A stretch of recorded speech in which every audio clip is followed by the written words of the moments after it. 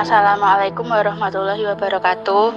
Yang terhormat kepada Bapak Mufti Al-An'am MHI selaku dosen pengampu mata kuliah Sejarah Peradilan Islam serta teman-teman HKI 3C yang berbahagia. Di sini saya selaku moderator dari perwakilan kelompok 12 Sejarah Peradilan Islam yang beranggotakan Naufal Afif, Uma Auliah, Nurul Lailil Fitri, Ovi Ginatul. Materi yang akan kami bahas adalah 1. Konsep dasar Islam, 2. Pembuktian peradilan Islam, 3. Syarat hakim dan saksi dalam peradilan Islam, 4. Hubungan ijtihad dan ifta dalam peradilan Islam, 5. Sejarah peradilan pada masa Rasulullah. Dalam pembahasan fikih, peradilan diistilahkan dengan kodok, yang memiliki arti selesai dan sempurnanya sesuatu atau memerintahkan, memutuskan, menyempurnakan, dan menetapkan.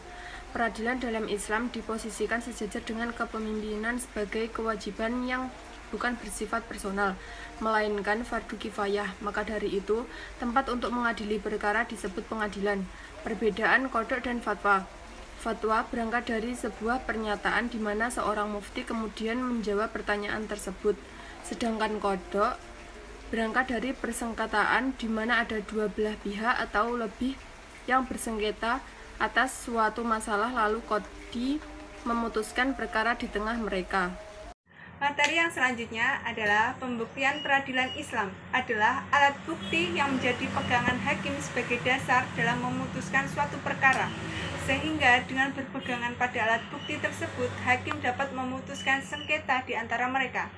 Macam-macam alat bukti ialah ikrar atau pengakuan, syahadah, kesaksian, yamin atau sumpah, nukul atau menolak sumpah, qasomah atau sumpah, keyakinan hakim, dan bukti-bukti lain yang dapat dipergunakan. Pembuktian dapat diistilahkan dengan bayinah yang artinya sesuatu yang menjelaskan. Secara etimologi berarti keterangan, yaitu segala sesuatu yang dapat menjelaskan hak. Syarat-syarat hakim: pertama laki-laki, kedua balik, ketiga berakal, keempat merdeka, kelima Islam, keenam adil, ketujuh tidak rusak pendengaran dan penglihatan. Pengangkatan dan pemberhentian hakim. Komisi Yudisial mempunyai wewenang mengusulkan pengangkatan hakim dan wewenang lain dalam rangka menjaga, menegakkan kehormatan, keluhuran, martabat, serta perilaku hakim.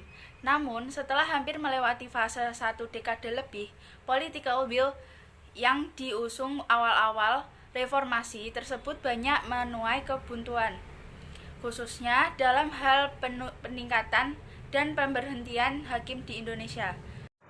Materi yang selanjutnya adalah pengertian ijtihad. Ijtihad dari segi bahasa berasal dari kata ijtihada yang berarti bersungguh-sungguh, rajin, giat, atau mencurahkan segala kemampuan. Jadi menurut bahasa, ijtihad ialah berupaya serius dalam berusaha atau berusaha yang bersungguh-sungguh.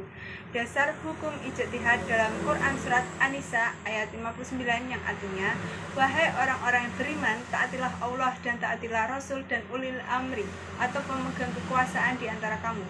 Kemudian jika kamu berbeda pendapat tentang sesuatu, maka kembalikanlah kepada Allah dan Rasul jika kamu beriman kepada Allah dan hari kemudian. Yang sedemikian itu lebih utama bagimu dan lebih baik akibatnya. Pengertian ifta. Kata ifta adalah masdar dari kata afta, yufti, iftaan. Adapun kata futya atau fatwa adalah isi masdar dari kata afta. Hanya saja kata futya lebih sering digunakan oleh orang Arab sebagaimana yang dinukil oleh Ibnu Mazur dalam lisannya, bahwa yang dimaksud dengan fatwa adalah sebuah keterangan hukum yang tidak mengikat yang diberikan oleh seorang mufti kepada mustafti, baik jawaban atas sebuah pertanyaan atau tidak, baik permasalahan baru ataupun lama, yang berlandasan atas dalil Al-Quran dan Al-Sunnah. Peradilan Islam pada zaman Rasulullah SAW. Sejarah peradilan agama di Indonesia telah ada sejak zaman kerajaan-kerajaan Islam. Kemudian pada zaman penjajahan Belanda dan Jepang, sesudah kemerdekaan sampai akhir keluar lemang pengadilan agama yang lebih mempertegas lagi kedudukan pengadilan agama di Indonesia sebagai seorang hadli atau pemegang otoritas jurisdiksi Nabi Muhammad SAW telah menjalankan perannya dengan baik dalam memutuskan berbagai persoalan yang terjadi pada zaman itu. Di antara putusan Nabi, ada di antaranya yang merupakan implementasi langsung dari aturan-aturan wahyu yang terdapat dalam Al-Quran. Prinsip pemelimpahan kewenangan juga dikenal dalam hukum Islam, yaitu pelimpahan kewenangan yang diberikan oleh Allah kepada manusia sebagai khalifah di bumi atau kepada ulil amri, dan salah satu kewenangan itu adalah untuk menentukan hukum takzir. Sekian dari kelompok kami dan terima kasih atas perhatiannya. Jika ada kurang lebihnya kami mohon maaf yang sebesar-besarnya. Wassalamualaikum warahmatullahi wabarakatuh.